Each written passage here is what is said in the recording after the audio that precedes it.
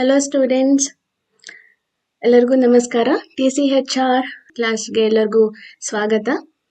ಇವತ್ತು ನಾವು first PUC biology unit 4 ಇಂದ ಕೆಲವೊಂದು ಇಂಪಾರ್ಟೆಂಟ್ ಕ್ವೆಶನ್ಸ್ ಅನ್ನ ಡಿಸ್ಕಸ್ ಮಾಡ್ಲಿಕ್ಕಿದ್ದೇವೆ.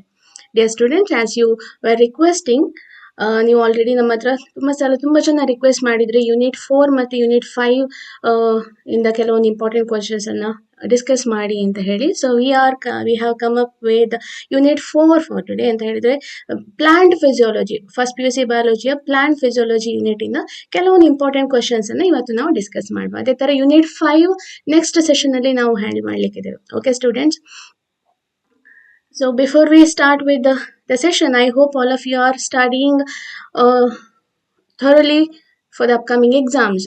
ಎಲ್ಲರೂ ಕೂಡ ತುಂಬಾ ಚೆನ್ನಾಗಿ ಎಲ್ಲ ನೆಕ್ಸ್ಟ್ ಬರುವಂತ ಎಕ್ಸಾಮ್ಸಿಗೆ ಪ್ರಿಪೇರ್ ಆಗ್ತಾ ಇದ್ದೀರಿ. ಯಾವುದೇ ತರದ ಟೈಮ್ ವೇಸ್ಟ್ ಮಾಡದೆ, ಯಾವ ತರದ ಡಿಸ್ಟ್ರಾಕ್ಷನ್ಸ್ ಇಲ್ಲದೆ ಎಕ್ಸಾಮ್ಸಿಗೆ ಪ್ರಿಪೇರ್ ಆಗ್ತಾ ಇದ್ದೀರಿ ಅಂತ ಅನ್ಕೊಳ್ತೇವೆ. And students, always remember your TCHR is always with you, and we are coming up with live classes every day so that it helps you for the last moment preparation for your exams, right students? So before we start with the today's session, which deals with the important questions from first PU biology unit 4, that is plant physiology, subscribe our TCHR channel so that you can get the notification of our live sessions. ಅಲ್ವಾ, ಯಾವಾಗಲೂ ನಾವು live ಬರ್ತೇವೆ, ನಿಮ್ಗೆ notification ಬರ್ತದೆ. You can quickly join us in the live class and you can solve all your doubts or queries. You can ask with us, right students? So with that instruction, let us begin with today's session without any delay.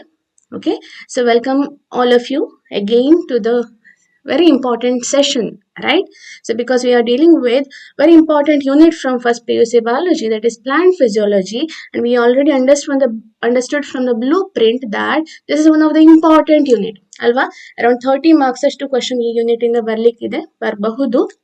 ಅದಕ್ಕೋಸ್ಕರ ತುಂಬಾ important ಆಗ್ತದೆ ಈ unit, ಅಲ್ವಾ? So ಇದರಿಂದ ಕೆಲವೊಂದು important questions ಅನ್ನ, important concepts ಅನ್ನ ಅರ್ಥ ಮಾಡ್ಕೊಳ್ಳಿಕ್ಕೆ ನಾವು ಪ್ರಯತ್ನ ಪಡುವ ಈ ಸೆಷನ್ ಅಲ್ಲಿ, right students?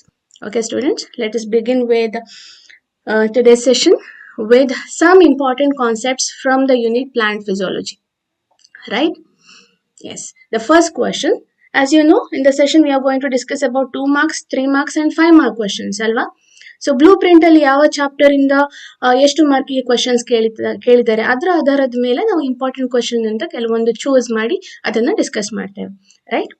So first question for today's session is, Rubisco is an enzyme that acts as both carboxylase and oxygenase. Justify. This is a 2 mark question.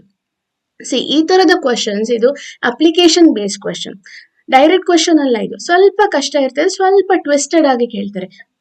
Give reason, justify ಅಂತ ಬರುವಂತ ಕ್ವೆಶನ್ಸ್ ಅಲ್ವಾ. ಇದಕ್ಕೆ ನಿಮ್ಗೆ concept clear ಇರಬೇಕು, ಅಲ್ವಾ? So ಇದು 2 ಮಾರ್ಕ್ಸಿಗೆ ಬರುವಂತ questions. ನೀವು photosynthesis in higher plants chapter ಇಂದ ಈ ತರದ ಕ್ವೆಶನ್ಸ್ ಅನ್ನ ಎಕ್ಸ್ಪೆಕ್ಟ್ ಮಾಡಬಹುದು ಈ ಸಲ ಎಕ್ಸಾಮಿಗೆ.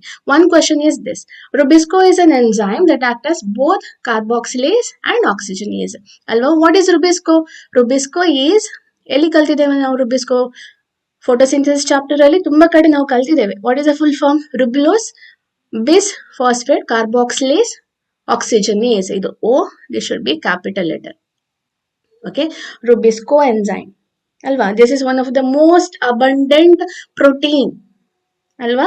So adnu kuda ನಾವು biomolecule chapter ಅಲ್ಲಿ ನೋಡಿದ್ದೇವೆ. Rubisco is the most abundant protein molecule on the earth. So what is this enzyme? ಈ enzyme ಗೆ ಎರಡು ಪ್ರಾಪರ್ಟಿ ಇದೆ. ಒಂದು, it acts as carboxylase, other one, it acts as oxygenase.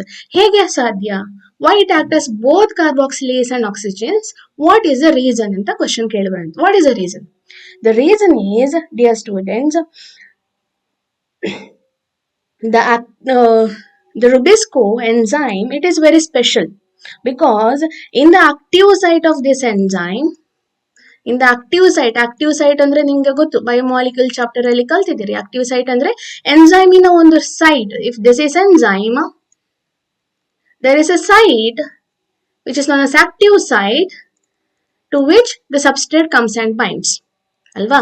So in the active site of the Rubisco, the active site, in the active site of Rubisco enzyme, it acts as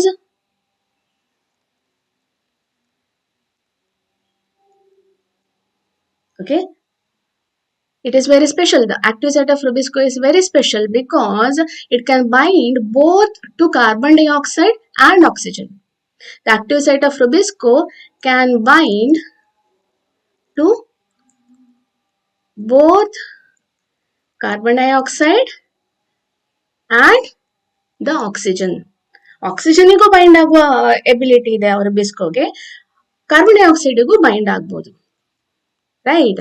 and it depends on the concentration of carbon dioxide and oxygen to which it binds. ಅಂದ್ರೆ Rubisco ಹೋಗಿ carbon dioxide ಗೆ bind ಆಗ್ತದ, oxygen ಗೆ bind ಆಗ್ತದ, that depends on the concentration of carbon dioxide and oxygen. If the concentration of carbon dioxide concentration is high, then the Rubisco enzyme binds with the carbon dioxide and it acts as Rubisco acts as carboxylase enzyme. Okay, carbon dioxide in concentration ಜಾಸ್ತಿ ಇದ್ರೆ Rubisco carboxylase ಆಗ್ತದೆ. ಅದೇ ತರ if the oxygen concentration is high, then the Rubisco acts as oxygenase enzyme, oxygenase. What is the meaning? The meaning is Rubisco carboxylase oxygenase, name itself indicate it has two properties. adu carboxylase agi kuda act agtade, oxygenase agi kuda act agtade. What is the reason? Because it has a very special active site which can bind to both carbon dioxide and oxygen. Idu 3 point anna ನೀವು ಬರೆದ್ರಾಯ್ತು 2 marks ಗೆ.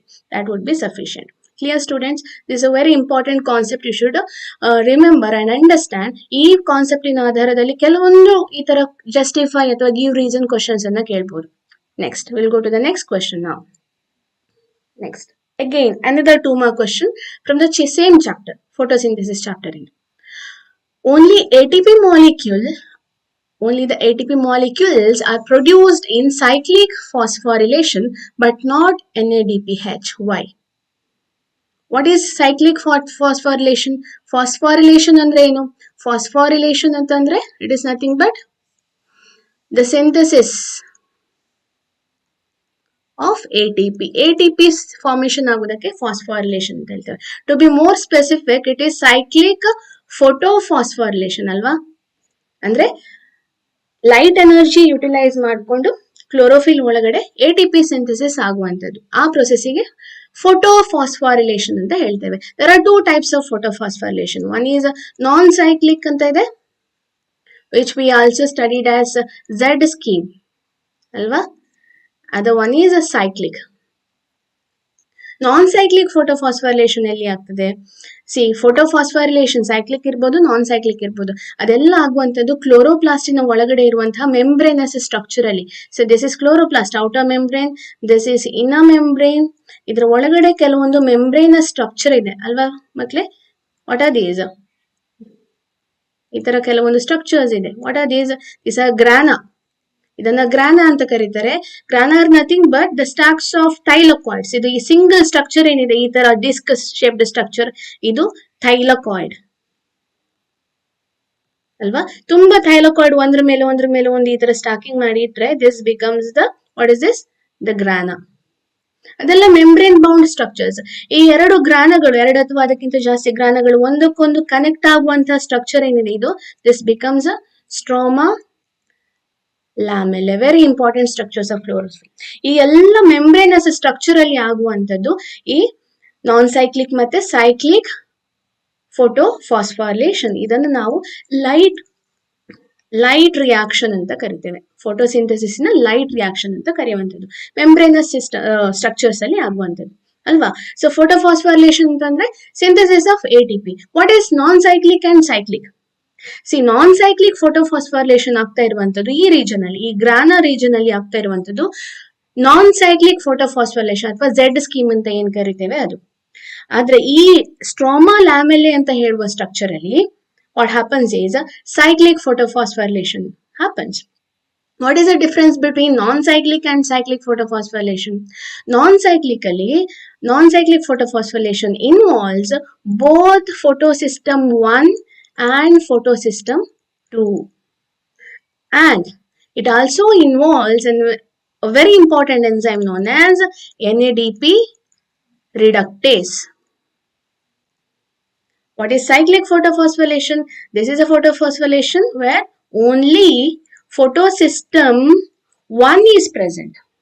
Okay, it involves only photosystem 1 and there is no NADP reductase. Okay, these are the basic concepts. I hope you remember this. Okay, again question. During cyclic photophosphorylation, only ATP molecule is produced. No NADPH is produced. Non-cyclic ಅಲ್ಲಿ ಆದ್ರೆ ATP synthase ಆಗ್ತದೆ, NADPH ಎರಡು high energy molecule synthase ಆಗ್ತದೆ. Cyclic ಫೋಟೋಫಾಸ್ಫೋರಿಲೇಷನ್ ಅಲ್ಲಿ ATP ಮಾತ್ರ synthase ಆಗ್ತದೆ. What is the reason? Let us look into the reason. The first reason is cyclic photophosphorylation happens. Where does it happen? It happens in the stroma lamellae, and we have seen here in the stroma lamellae which has only PS1 and it lacks PS2. Okay, because of that what happens? Because of the absence of PS2, what happens is, so the excited electrons ಎಲ್ಲಿಂದ excite ಆಗಿರ್ತದೆ? Photosystem 1 ಇಂದ excite ಆದಂತಹ electrons, what will happen? Which the excited electrons that comes from PS1, what will happen to this? It do not pass on to NADP plus. Okay, but it comes back to PS1 itself. Okay, this is one reason. So cyclic photophosphorylation ಯಾವ ತರ ಆಗ್ತದೆ? See, this is the photosystem 1. ನೆನಪಿಗೆ text ಬುಕ್ಕಿನ diagram. Photosystem 1 ಇದು light harvesting complex. ಇಲ್ಲಿಗೆ light ಬಿದ್ದಾಗ light harvest ಕಾಂಪ್ಲೆಕ್ಸ್ಗೆ reaction center activate ಆಗ್ತದೆ and ಇಲ್ಲಿಂದ electrons they will excite to electron is ejected which is received by the electron acceptor ಅಲ್ವಾ. ಈ electron acceptor ಗೆ it will not the excited electron acceptor will come to the electron transport system which contains a series of proteins alva. This electron transport system, it will not give the electron back into the NAD plus, but it will give its electrons back into the photosystem 1. Yake? Because photosystem 2 is absent there. Photosystem 2 illa. So, idu cyclic reaction akandre PS1 inda ಹೊರಟಂತ electron ಮತ್ತೆ electron transport system ina ಮೂಲಕ ಮತ್ತೆ PS1 ಗೆ return ಆಗ್ತದೆ and during that process ATP is synthesized. ATP is sorry. Yeah. So during that process, ATP is synthesized. Okay. So ಇಲ್ಲಿ ETS ಇಂದ electron transfer system ಇಂದ electron NADP plus ಗೆ transfer ಆಗುದಿಲ್ಲ. What is the reason why? The simple reason is there is no enzyme known as NADP.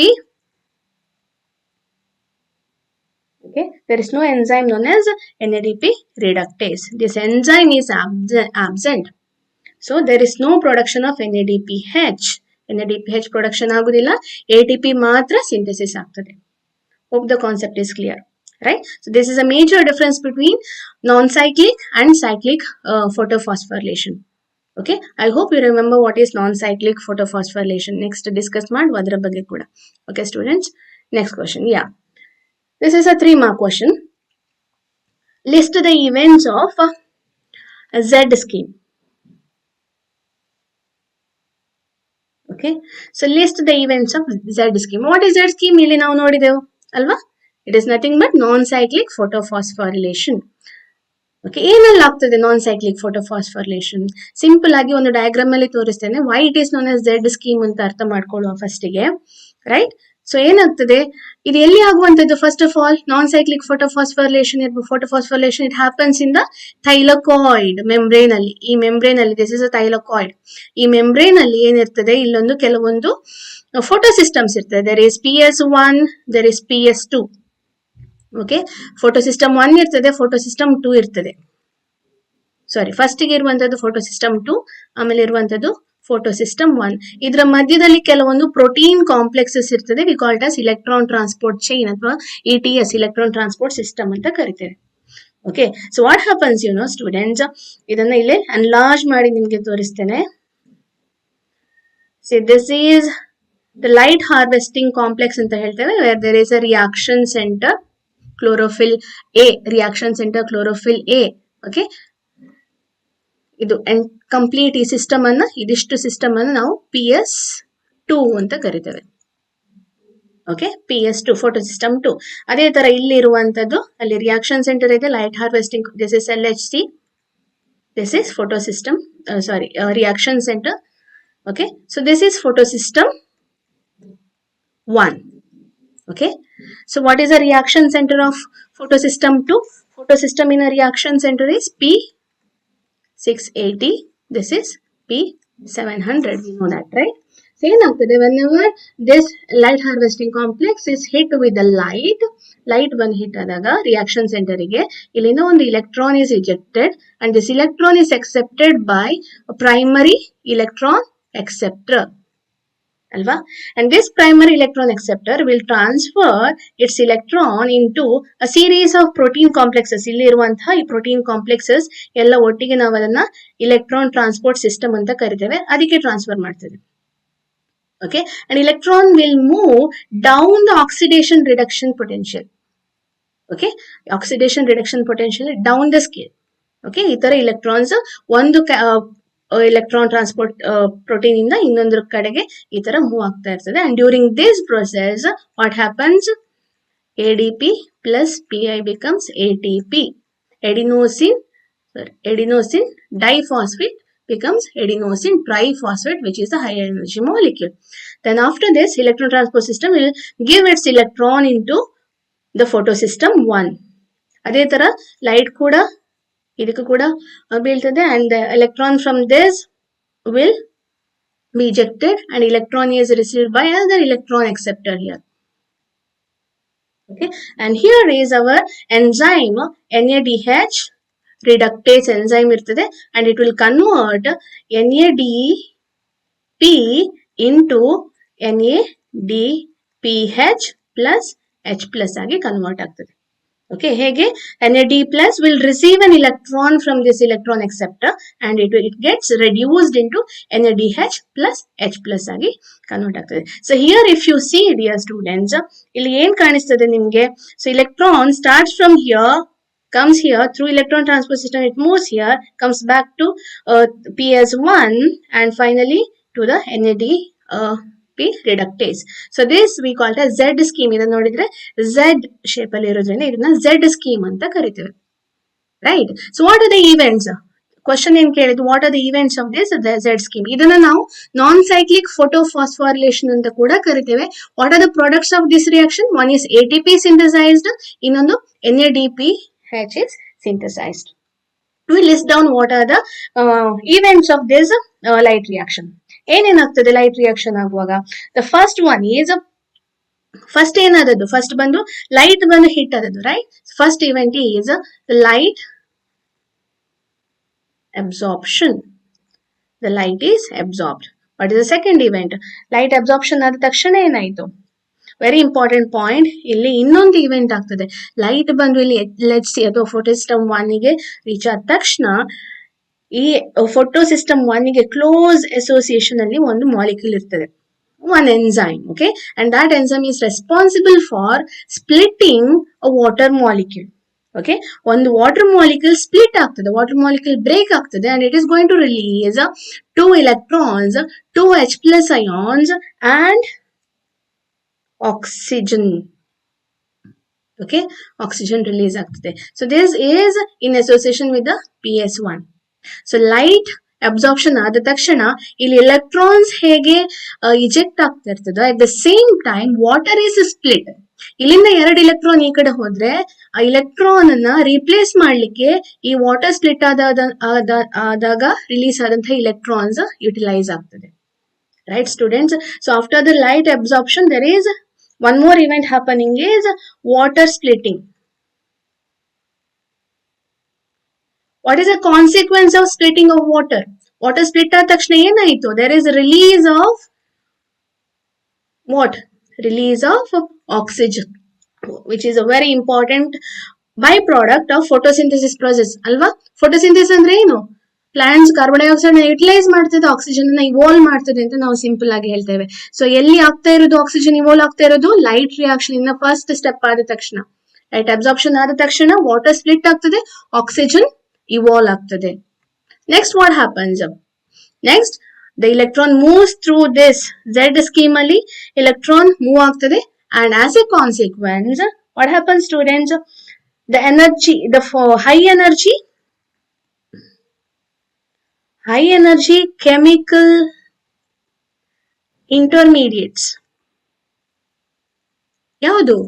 Like ATP and NADPH are produced ಅಲ್ವಾ? So these are the events happening Z scheme. ಈ ತರ list ಮಾಡಿದ್ರೆ ಆಯ್ತು. ನೀವು ಈ concept ಅನ್ನ clear ಆಗಿ ಅರ್ಥ ಮಾಡ್ಕೊಳ್ಳಿ. ಇಲ್ಲಿಂದ ಯಾವ ತರ ಕ್ವಶನ್ಸ್ ಕೂಡ ಬರ್ಬೋದು. ಇದೇ ಕ್ವಶನ್ ಬರ್ಬೇಕಾಗಿಲ್ಲ, ಒಂದು ಈ ಕಾನ್ಸೆಪ್ಟಿನ ಆಧಾರದ ಮೇಲೆ ಬೇರೆ ಕ್ವಶನ್ಸ್ ಅನ್ನು ನೀವು ಎಕ್ಸ್ಪೆಕ್ಟ್ ಮಾಡ್ಬೋದು. MCQ ಗೆ ಕ್ವಶನ್ಸ್ ಕೇಳ್ಬೋದು ಇದರಿಂದ.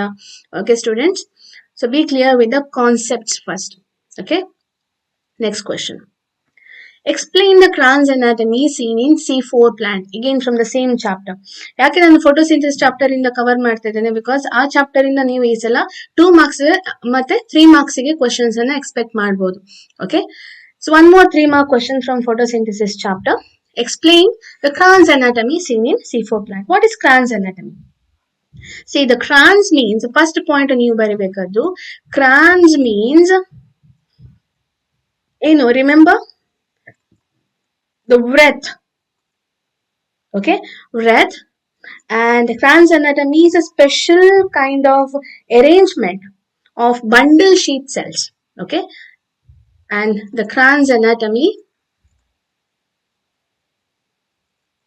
is a special kind of arrangement of what?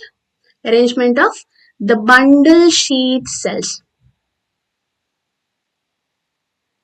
around ಎಲ್ಲಿ? Around the vascular bundles.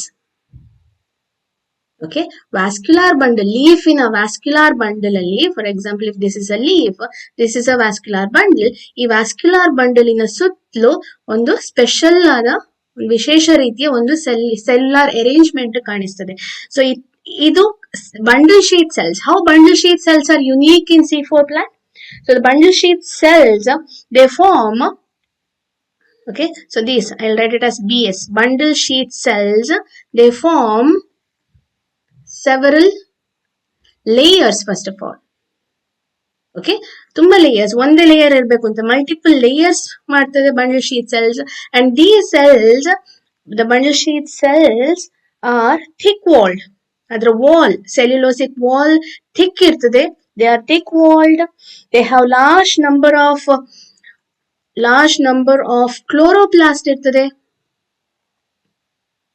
And they are very important, they are impervious to gaseous exchange. Carbon dioxide ಮತ್ತೆ ಆಕ್ಸಿಜನ್ ಅನ್ನ exchange ಮಾಡಲಿಕ್ಕೆ ಬಿಡುದಿಲ್ಲ. It is impermeable to the gaseous exchange. Okay, and one more is, and it is arranged without intercellular space. ಅಂದ್ರೆ ಸೆಲ್ಗಳ ಮಧ್ಯೆ ತುಂಬಾ compact ಆಗಿ arrange ಆಗಿರ್ತದೆ, intercellular space ಇರುವುದಿಲ್ಲ. One more point you should write is the mesophyll cells are clustered around this. ಈ bundle ಶೀತಿನ ಸುತ್ತಲೂ ಇನ್ನೊಂದು ಲೇಯರಿನ ಮೆಸೋಫಿಲ್ ಸೆಲ್ ಕೂಡ ಅರೇಂಜ್ ಆಗಿರ್ತದೆ. Okay, so the mesophyll cells are clustered around bundle sheath cells. Okay, so this kind of arrangement will give a unique Crohn's anatomy for the C4 plant. ನಾವು ಇದನ್ನ C4 plants ಅಲ್ಲಿ ಮಾತ್ರ ಕಾಣ್ತೇವೆ. C3 plant ಅಲ್ಲಿ ಈ ತರ ಇರುವುದಿಲ್ಲ. ಅಲ್ಲಿ ಒಂದು single layer bundle sheet cells ಇರ್ತದೆ. ಆಮೇಲೆ ಮೀಸೋಫಿಲ್ ಸೆಲ್ಸ್ ಅದರ ಸುತ್ತಲೂ ಇರಬೇಕಾಗಿಲ್ಲ. ಮತ್ತೆ ಆ ಸೆಲ್ಸ್ ಇನ ಮಧ್ಯದಲ್ಲಿ there will be large intercellular spaces. But in C4 it is absent, so that you will get a wreath kind of. wreath ಅಂದ್ರೆ ಒಂದು ಹೂವಿನ ಮಾಲೆ ತರ ಕಾಣಿಸ್ತದೆ ನೀವು ಮೈಕ್ರೋಸ್ಕೋಪ್ ಅಲ್ಲಿ ನೋಡಿದಾಗ ಅಂತ. ಸೊ ಅದನ್ನೇ ನಾವು ಕ್ರಾನ್ಸ್ ಅನಾಟಮಿ ಅಂತ ಕರೆಯುವಂತದ್ದು. You have to include these points for 3 marks.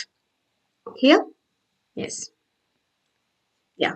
Next we will discuss some important 5 mark questions. Okay student, 5 mark question ನೀವು respiration chapter, respiration in plants chapter ಇಂದ 5 mark question ಅನ್ನ expect ಮಾಡ್ತೀರಿ. Okay, what is glycolysis? All of you know, right? One of the very very important topic, ತುಂಬಾ important ಆದ topic, ಎಲ್ರು ಕಲ್ತ್ಕೊಳ್ಳೇಬೇಕು. Glycolysis is a metabolic process. Glycolysis ಅಂದ್ರೆ ಏನು? Glycos means sugar, lysis ಅಂದ್ರೆ break ಆಗುವಂತದ್ದು ಅಲ್ವಾ? ಶುಗರ್ ಮಾಲಿಕ್ಯೂಲ್, ಶುಗರ್ ಅಂದ್ರೆ ಏನು? ಗ್ಲೈಕೋಸ್ ಮೀನ್ಸ್ ಗ್ಲೂಕೋಸ್ ಬ್ರೇಕ್ ಆಗುವಂತದ್ದು. ಹೇಗೆ ಬ್ರೇಕ್ ಆಗ್ತದೆ? In a series of step, ಒಂದು ಮಲ್ಟಿ ಸ್ಟೆಪ್ ರಿಯಾಕ್ಷನ್ ಅಲ್ಲಿ ಗ್ಲೂಕೋಸ್ ಬ್ರೇಕ್ ಆಗಿ, ಗ್ಲೂಕೋಸ್ ಎಷ್ಟು ಕಾರ್ಬನ್ ಇರುವಂತಹ molecule? Glucose is a 6 carbon compound, right? ಈ 6 ಕಾರ್ಬನ್ ಇರುವಂತಹ glucose molecule series of metabolic reaction ಅಲ್ಲಿ ಬ್ರೇಕ್ ಆಗಿ 3 ಕಾರ್ಬನ್ ಇರುವಂತಹ 2 ಪೈರುವಿಕ್ ಆಸಿಡ್ ಆಗಿ ಕನ್ವರ್ಟ್ ಆಗುವಂತ ಪ್ರೊಸೆಸ್. 3 ಕಾರ್ಬನ್ ಇರುವಂತಹ ಪೈರುವಿಕ್ ಆಸಿಡ್. ಈ ಪ್ರೊಸೆಸ್ ಅನ್ನು ನಾವು ಗ್ಲೈಕಾಲಿಸಿಸ್ ಅಂತ ಹೇಳುವಂತದ್ದು. ಎಷ್ಟು ಸ್ಟೆಪ್ ಇದೆ ಗ್ಲೈಕಾಲಿಸಿಸ್ ಅಲ್ಲಿ? Glycolysis has 10 steps. ಏನೇನಾಗ್ತದೆ ಗ್ಲೈಕಾಲಿಸಿಸ್ ಅಲ್ಲಿ? ಗ್ಲೈಕಾಲಿಸಿಸ್ ಅಲ್ಲಿ ಯು ಶುಡ್ ರಿಮೆಂಬರ್, ಫಸ್ಟ್ ಕೆಲವೊಂದು ಸ್ಟೆಪ್, ಇನಿಷಿಯಲ್ ಸ್ಟೆಪ್ಸ್ ಅಲ್ಲಿ ವಿ ಕಾಲ್ ಇಟ್ ಆಸ್, ಆ ಸ್ಟೆಪ್ ಅಲ್ಲಿ ಏನಾಗ್ತದೆ? Glucose it utilises ATP and gets converted into some molecule. ಎನರ್ಜಿಯನ್ನ ಯೂಸ್ ಮಾಡಿಕೊಂಡು ಗ್ಲೂಕೋಸ್ ಇನ್ಯಾವುದೋ ಮಾಲಿಕ್ಯೂಲ್ ಆಗಿ ಕನ್ವರ್ಟ್ ಆಗ್ತದೆ. ಆಮೇಲೆ ಎನರ್ಜಿಯನ್ನ ರಿಲೀಸ್ ಮಾಡಿಕೊಂಡು ಗ್ಲೂಕೋಸ್ ಆ ಇಂಟರ್ಮೀಡಿಯೇಟ್ ಪ್ರಾಡಕ್ಟ್ ಏನ್ ಫಾರ್ಮ್ ಆಗಿದೆ ಅದು ಪೈರುವೇಟ್ ಆಗಿ ಬ್ರೇಕ್ ಆಗ್ತಾ ಹೋಗ್ತದೆ. We will see what are these 10 steps very quickly. Okay, simple ಆಗಿ ಇದನ್ನ ಅರ್ಥ ಮಾಡ್ಕೊಳ್ಳಿಕ್ಕೆ ನೋಡುವ. ಇಟ್ ಸ್ಟಾರ್ಟ್ಸ್ ವಿತ್ ಗ್ಲೂಕೋಸ್ ಅಲ್ವಾ? Glycolysis starts with glucose which is a 6 carbon compound, right? ಏನಾಗ್ತದೆ ಫಸ್ಟ್ ಸ್ಟೆಪ್ ಅಲ್ಲಿ? ಈ ಗ್ಲೂಕೋಸ್ಗೆ ಒಂದು glucose gets converted into glucose 6-phosphate. What is the meaning? ಏನ್ ಮೀನಿಂಗ್? Very simple. ಗ್ಲೂಕೋಸಿಗೆ ಒಂದು ಫಾಸ್ಫೇಟ್ ಆಡ್ ಆಯ್ತು. ಎಲ್ಲಿ ಆಡ್ ಆಯ್ತು? ಗ್ಲೂಕೋಸಿನ 6th ಕಾರ್ಬನ್ ಅಲ್ಲಿ ಆಡ್ ಆಯ್ತು. ಗ್ಲೂಕೋಸಿಗೆ 6 ಕಾರ್ಬನ್ ಇದೆ ಅಲ್ವಾ, ಅದರ 6th ಕಾರ್ಬನ್ಗೆ ಒಂದು ಫಾಸ್ಫೇಟ್ ಬಂದು ಆಡ್ ಆಯ್ತು. ಎಲ್ಲಿಂದ ಬಂತು ಫಾಸ್ಫೇಟ್? ರೈಟ್? ಫಾಸ್ಫೇಟ್ ಎಲ್ಲಿಂದ ಬರ್ತದೆ? ATP ಇಂದ ಬರ್ತದೆ. ಎಡಿನೋಸಿನ್ ಟ್ರೈಫಾಸ್ಫೇಟ್ ಇಂದ ಒಂದು ಫಾಸ್ಫೇಟ್ ರಿಲೀಸ್ ಆಗಿ ADP ಆಗ್ತದೆ, ರೈಟ್? ಒಂದು ಫಾಸ್ಫೇಟ್ ಇಲ್ಲಿ ರಿಲೀಸ್ ಆಯ್ತು. ಈ ಫಾಸ್ಫೇಟ್ ಹೋಗಿ ಗ್ಲೂಕೋಸಿಗೆ ಬೈಂಡ್ ಆಗಿ ಗ್ಲೂಕೋಸ್ 6-phosphate ಆಯ್ತು. This is a first step. ಈ ಸ್ಟೆಪ್ ಆಗ್ಬೇಕಾದ್ರೆ ಒಂದು ಎನ್ಸೈಮ್ ಬೇಕು. Okay, name of that enzyme is hexokinase. Okay, that is a first step. ಇದು glycolysis first step. Second step ಅಲ್ಲಿ ಏನಾಯ್ತು? ಗ್ಲೂಕೋಸ್ ಸ್ವಲ್ಪ ಅದರ ಸ್ಟ್ರಕ್ಚರ್ ಅನ್ನು ಚೇಂಜ್ ಮಾಡಿಕೊಂಡು ಅದರ ಐಸೋಮರ್ ಆಗಿ ಕನ್ವರ್ಟ್ ಆಗ್ತದೆ. ಓಕೆ, ಸ್ವಲ್ಪ ಚೇಂಜಸ್ ಆಗ್ತದೆ. Glucose becomes fructose. 6-phosphate ಆಗಿ ಕನ್ವರ್ಟ್ ಆಗ್ತದೆ. ಓಕೆ, ಗ್ಲೂಕೋಸ್ ಹೋಗಿ ಫ್ರಕ್ಟೋಸ್, ಎರಡು ಕೂಡ 6 carbon compound. Okay, fructose is isomer of glucose.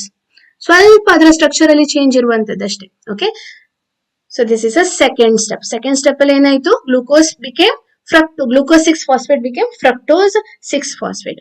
ಇವಾಗ ಏನಾಗ್ತದೆ? Fructose 6-phosphate becomes fructose 1,6-bisphosphate.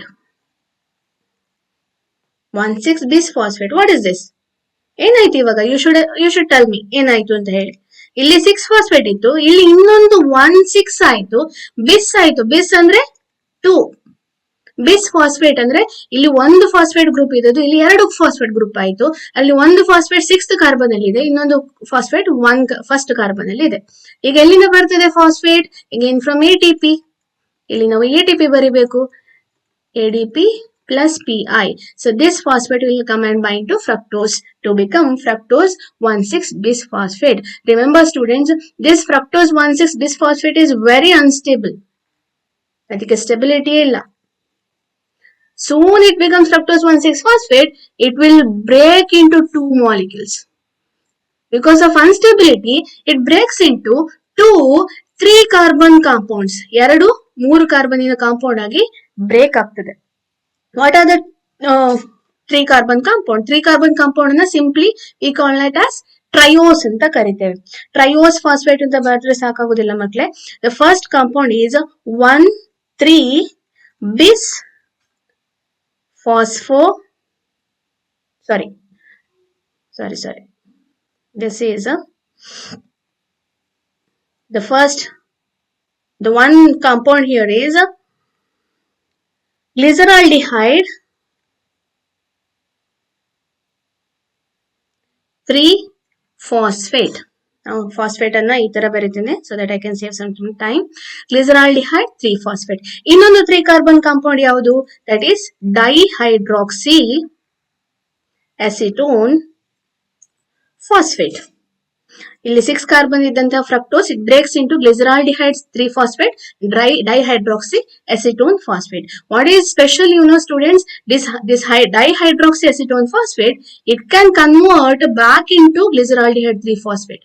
Okay, this is interconvertible. ಅದು ಆ ಕಡೆ ಈ ಕಡೆ ಚೇಂಜ್ ಆಗ್ತಾ ಇರ್ತದೆ ಅದರ ಫಾರ್ಮ್. ಓಕೆ, ಈ ಡೈಹೈಡ್ರಾಕ್ಸಿ ಅಸಿಟೋನ್ ಫಾಸ್ಫೇಟ್ ಏನ್ ಫಾರ್ಮ್ ಆಯ್ತು, this can any time get converted into glyceraldehyde 3-phosphate. So now we can consider here there are 2 molecules of glyceraldehyde 3-phosphate formed. ಹೇಗೆ? ಒಂದು ಡೈರೆಕ್ಟ್ ಆಗಿ ಫ್ರಕ್ಟೋಸ್ ಇಂದ ಫಾರ್ಮ್ ಆಗಿರುವಂತದ್ದು, ಇನ್ನೊಂದು molecule ಡೈಹೈಡ್ರಾಕ್ಸಿ acetone phosphate convert ಆಗಿ glyceraldehyde 3-phosphate ಆಗಿರುವಂತದ್ದು. Now the reaction will continue here.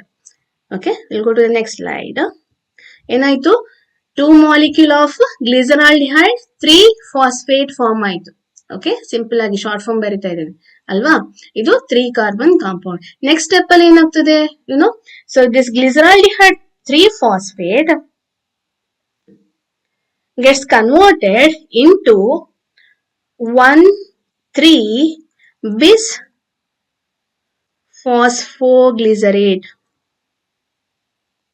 1,3-bis phosphoglycerate ಏನಾಯ್ತು ಇಲ್ಲಿ? ಅಗೇನ್ ರಿಕಾಲ್ ಸ್ಟೂಡೆಂಟ್ಸ್, ಇಲ್ಲಿ ಒಂದೇ ಒಂದು ಫಾಸ್ಫೇಟ್ ಇತ್ತಲ್ವಾ, ಇಲ್ಲಿ ಬರುವಾಗ ಇನ್ನೊಂದು ಫಾಸ್ಫೇಟ್ ಗ್ಲಿಸರಾಲ್ಡಿಹೈಡ್ 3-phosphate ಇದ್ದದ್ದು 1,3-bis.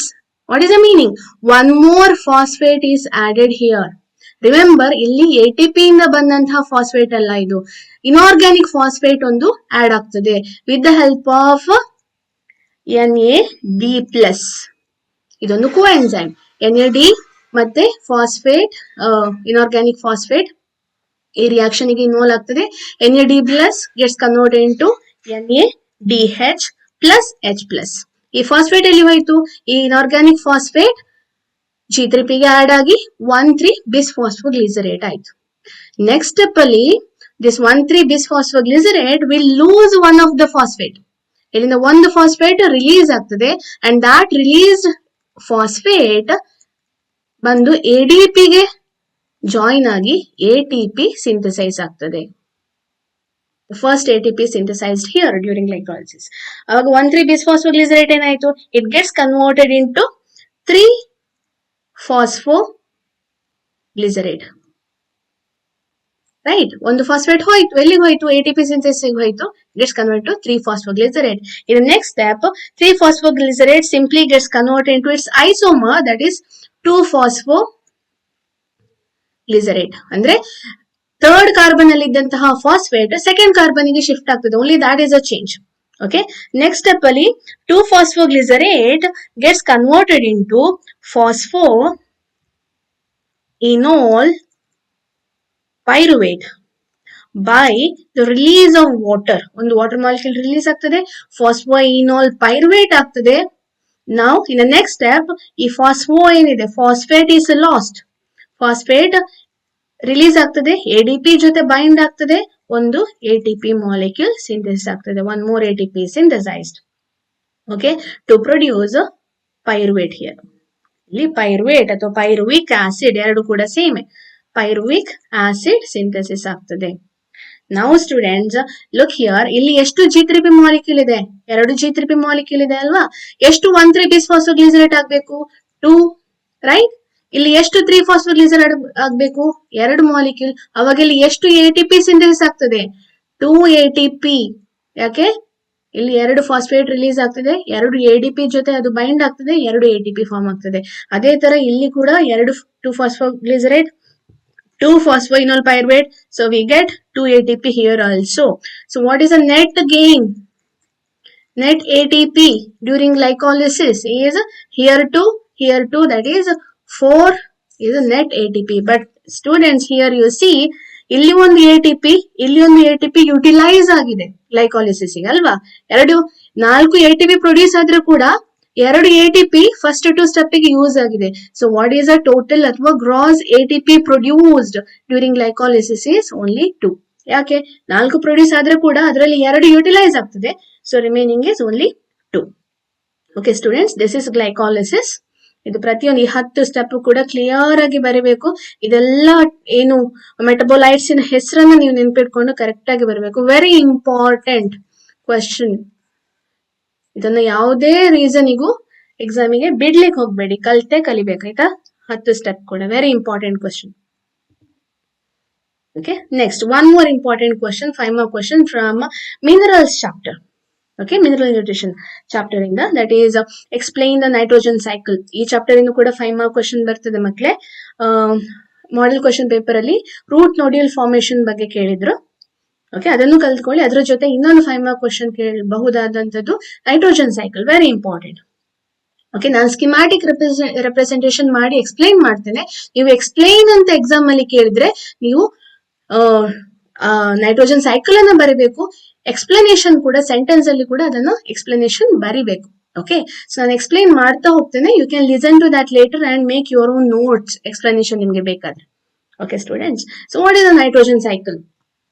ಹೇಗಾಗ್ತದೆ? ಸೊ ನೈಟ್ರೋಜನ್ ಎಲ್ಲಿರ್ತದೆ? ನೈಟ್ರೋಜನ್ ಅಟ್ಮಾಸ್ಫಿಯರ್ ಅಲ್ಲಿ ಇರ್ತದೆ, ರೈಟ್? ಅಟ್ಮಾಸ್ಫಿಯರ್ ಅಲ್ಲಿ ಹೇಗಿರ್ತದೆ? ನೈಟ್ರೋಜನ್ ಅಟ್ಮಾಸ್ಫಿಯರ್ ಅಲ್ಲಿ N2 ಆಗಿರ್ತದೆ, right? N triple bond N. This is how nitrogen is present in the atmosphere. ಗಾಳಿಯಲ್ಲಿ ಇರುವಂತ ನೈಟ್ರೋಜನ್ ಅಲ್ವಾ? ಸೊ ಈ ನೈಟ್ರೋಜನ್, ಈ N2 ಫಾರ್ಮ್ ಅಲ್ಲಿ ನಾವು ಯಾವುದೇ ಆರ್ಗ್ಯಾನಿಸಮ್ಸ್ ಲೈಕ್ ಪ್ಲಾಂಟ್ಸ್ ಇರ್ಬೋದು, ಅನಿಮಲ್ಸ್ ಇರ್ಬೋದು, ನಮಗೆ ಯಾರಿಗೂ ಕೂಡ ಈ N2 ಫಾರ್ಮ್ ಅನ್ನ ಯುಟಿಲೈಸ್ ಮಾಡ್ಕೊಳ್ಳಿಕ್ ಆಗುದಿಲ್ಲ. Only some prokaryotic organisms like bacteria can convert this N2 into ammonia. Okay, and we call it as biological nitrogen fixation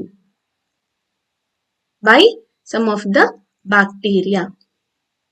ಕೆಲವೊಂದು ಬ್ಯಾಕ್ಟೀರಿಯಾಗಳು ಈ N2 ಅನ್ನ ಅಮೋನಿಯಾಗಿ ಕನ್ವರ್ಟ್ ಮಾಡ್ತವೆ. ಎಲ್ಲಿ? In the soil pool. ಮಣ್ಣಲ್ಲಿ ಕೆಲವೊಂದು ಬ್ಯಾಕ್ಟೀರಿಯಾಗಳು ಇರ್ತದೆ. ಆ ಬ್ಯಾಕ್ಟೀರಿಯಾಗಳು ಅಟ್ಮಾಸ್ಫಿಯರ್ ಅಲ್ಲಿ ಇರುವಂತಹ ನೈಟ್ರೋಜನ್ ಅನ್ನ ಅಮೋನಿಯಾಗಿ ಕನ್ವರ್ಟ್ ಮಾಡ್ತದೆ. ಇದೊಂದೇ ಮಾರ್ಗವ, ಇದೊಂದೇ ದಾರಿಯ ನೈಟ್ರೋಜನ್ ನ ಅಮೋನಿಯಾ ಅಥವಾ ಅವೈಲೇಬಲ್ ಫಾರ್ಮ್ ಆಗಿ ಕನ್ವರ್ಟ್ ಮಾಡ್ಲಿಕ್ಕೆ? No, there is one more way by which nitrogen can be converted into ammonia, and that is industrial nitrogen fixation. ಇಂಡಸ್ಟ್ರಿಯಲ್ಲಿ ಬೇರೆ ಬೇರೆ ರೀತಿಯ ಪ್ರೊಸೆಸ್ಗಳು, ಕೆಮಿಕಲ್ ರಿಯಾಕ್ಷನ್ಸ್ಗಳು ಆಗ್ತಾ ಇರುವಾಗ ನೈಟ್ರೋಜನ್ ಅಮೋನಿಯಾಗಿ ಕನ್ವರ್ಟ್ ಆಗ್ತದೆ. ಅದು ಮಣ್ಣನ್ನು ಸೇರ್ಕೊಳ್ತಾ ಇರ್ತದೆ. ಓಕೆ, ದೆನ್ ಮಣ್ಣಲ್ಲಿ ಏನೇನಾಗಿರ್ತದೆ? ಈ ಅಮೋನಿಯಾಗಿ ಉಳ್ಕೊಳ್ಳೋದಿಲ್ಲ. Ammonia can be converted into other forms of nitrogen like nitrites and NO2 minus and NO3 minus, that is nitrates. Nitrites ಮತ್ತು ನೈಟ್ರೇಟ್ ಆಗಿ ಕನ್ವರ್ಟ್ ಆಗ್ತಾ ಇರ್ತದೆ. ಅರ್ಥ ಆಗ್ತಿದೆ ಅಲ್ವಾ? Nitrogen is converted to ammonia by biological nitrogen fixation and industrial nitrogen fixation. Okay, also nitrogen can be converted into nitrates by electrical nitrogen fixation. What is electrical nitrogen fixation? This is nothing but thunder and lightning. Thunder lightning ಅಲ್ಲಿ ಅಂದ್ರೆ ಗುಡುಗು, ಸಿಡಿಲು ಬರ್ತದಲ್ಲ, ಸಿಡಿಲಿನ ಮೂಲಕ. Okay, ಸಿಡಿಲು ಬಂದಾಗ ಮಳೆಗಾಲದಲ್ಲಿ ಏನು ಸಿಡ್ಲು ಬರ್ತದೆ ಅದ್ರ ಮೂಲಕ ನೈಟ್ರೋಜನ್ ಅಟ್ಮಾಸ್ಫಿಯರ್ ಅಲ್ಲಿ ಇರುವಂತಹ ನೈಟ್ರೋಜನ್ ನೈಟ್ರೇಟ್ ಆಗಿ ಕನ್ವರ್ಟ್ ಆಗಿ ಮಣ್ಣನ್ನ ಸೇರಿಕೊಳ್ತಾ ಇರ್ತದೆ.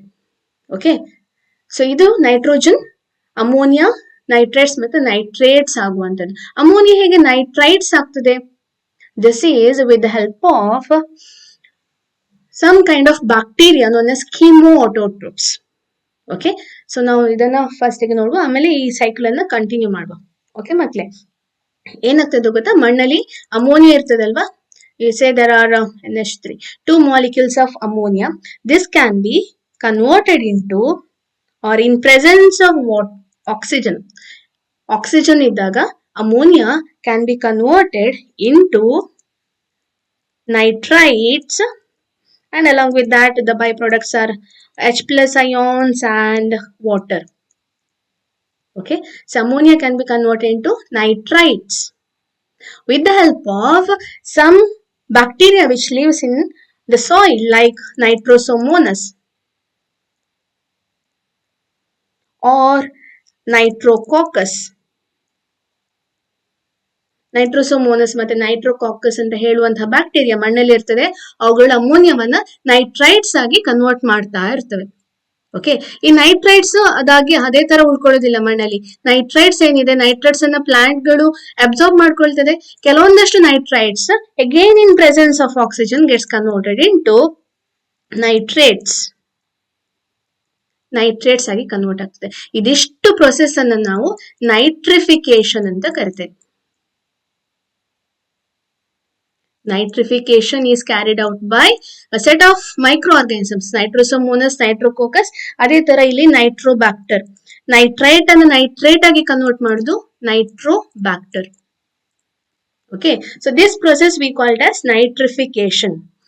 ಓಕೆ, ಈಗ ಏನಾಗ್ತದೆ, ಮಣ್ಣಲ್ಲಿ ಇರುವಂತಹ ಈ ನೈಟ್ರೈಟ್ಸ್ ಮತ್ತೆ ನೈಟ್ರೇಟ್ಸ್ ಅನ್ನ ಹೂ ವಿಲ್ ಅಪ್ಟೇಕ್ ಇಟ್? ಯಾರು ತಗೊಳ್ತವೆ? You can guess it, right? Plants, plant biomass. ಈ ನೈಟ್ರೈಟ್ಸ್ ನೈಟ್ರೇಟ್ಗಳು ನೈಟ್ರೋಜನ್ ಪ್ಲಾಂಟ್ ಅನ್ನ ಸೇರ್ಕೊಳ್ತದೆ ಮಣ್ಣಿನ ಮೂಲಕ.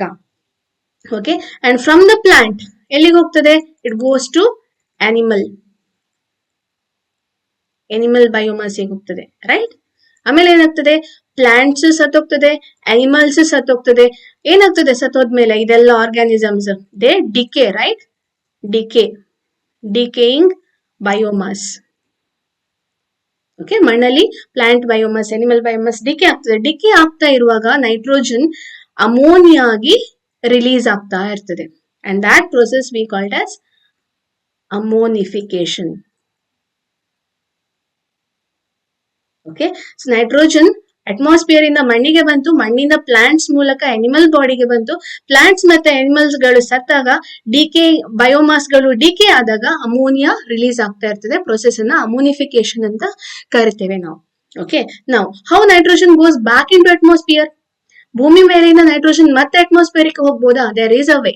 Okay, this nitrates can get converted into N2 nitrogen. We call that process as denitrification. And this is carried out by again our very strong powerful organisms, that is bacteria. Example, Pseudomonas. And one more is Thiobacillus.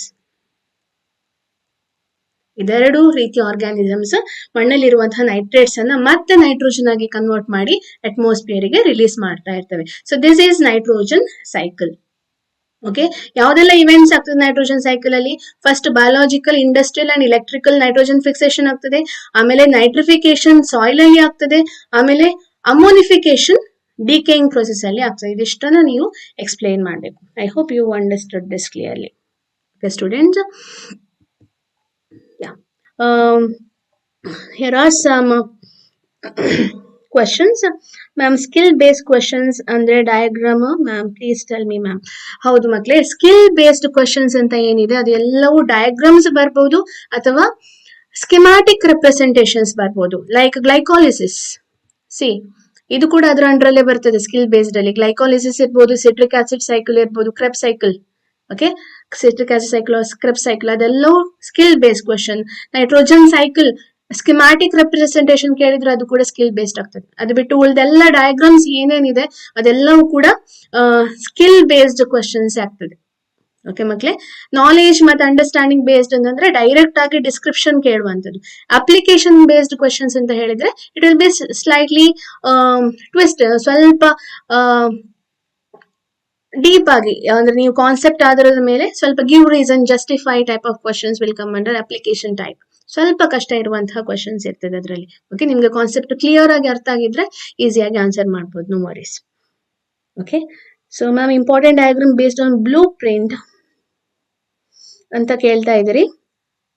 Yes, we will do another session where we will discuss about the important diagrams also. ಆಯ್ತಾ ಮಕ್ಕಳೇ, ಫಸ್ಟಿಗೆ ನಾವು plant ಫಿಸಿಯಾಲಜಿನ complete ಆಗಿ ನೋಡ್ಕೊಂಡು animal ಫಿಸಿಯಾಲಜಿಯಿಂದ important questions ನ discuss ಮಾಡಿ ಆದ ಮೇಲೆ ಒಂದು ಸೆಷನ್ ಅಲ್ಲಿ ನಾವು ಇಂಪಾರ್ಟೆಂಟ್ ಡಯಾಗ್ರಾಮ್ಸ್ ಕೂಡ ಡಿಸ್ಕಸ್ ಮಾಡುವ. Don't worry, soon we will do it. ನಮ್ಗೆ ಗೊತ್ತಿದೆ ನಿಮ್ಮ ಎಕ್ಸಾಮಿಗೆ ಜಾಸ್ತಿ ಟೈಮ್ ಇಲ್ಲ ಅಂತ ಹೇಳಿ. ನೆಕ್ಸ್ಟ್ ವೀಕಲ್ಲಿ ಅದನ್ನ ಬ್ರೀಫ್ ಆಗಿ ನಾವು ಡಿಸ್ಕಸ್ ಮಾಡ್ತೇವೆ.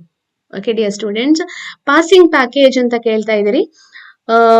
ಪಾಸಿಂಗ್ ಪ್ಯಾಕೇಜ್ ನೋಡಿ ಮಕ್ಳೇ, ಇಲ್ಲಿ ತನಕ ಲೈವ್ ಕ್ಲಾಸ್ ಅಲ್ಲಿ ಏನು ಪ್ರತಿ ಯೂನಿಟ್ ವೈಸ್ ಇಂಪಾರ್ಟೆಂಟ್ ಕ್ವಶನ್ ಅಂತ ಏನು ಡಿಸ್ಕಸ್ ಮಾಡ್ತಾ ಬಂದಿದ್ದೇವೆ, ಅದೇ ಕಾನ್ಸೆಪ್ಟಿನ ಆಧಾರದ ಮೇಲೆ ನೀವು ಸ್ಟಡಿ ಮಾಡ್ತಾ ಹೋಗಿ. Okay ಮಕ್ಳೇ, yeah. So dear students, with that we have come to the end of this session. Okay students, keep studying well for the exam.